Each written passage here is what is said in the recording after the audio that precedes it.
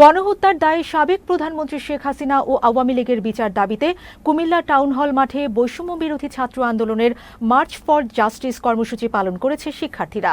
বৃহস্পতিবার বিকেলে Comilla town hall মাঠে এই কর্মসূচি পালিত হয়। কর্মসূচির শুরুতেই বৈষম্য বিরোধী আন্দোলনের শহীদদের স্মরণে 1 মিনিট নীরবতা পালন করা হয়। পরে জাতীয় সঙ্গীতের মধ্য দিয়ে অনুষ্ঠান শুরু হয়। কর্মসূচিতে বিভিন্ন স্কুল কলেজের শিক্ষার্থীরা অংশগ্রহণ করে।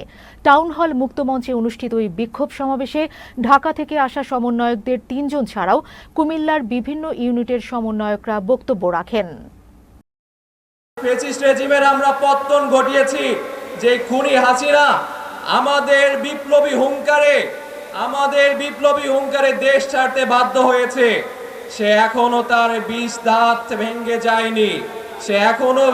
সে এখনো ভারতে বসে নানান চক্রান্ত করছে।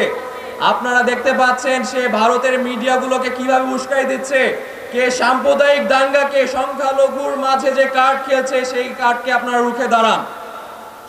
আজকে তারা প্রচার করছে আমাদের সংখ্যালঘু ভাইদের উপরে আমরা আক্রমণ করছি, আমরা তাদের মন্দিরে আক্রমণ করছি, আমরা তাদের বাড়ি জ্বালিয়ে দিচ্ছি।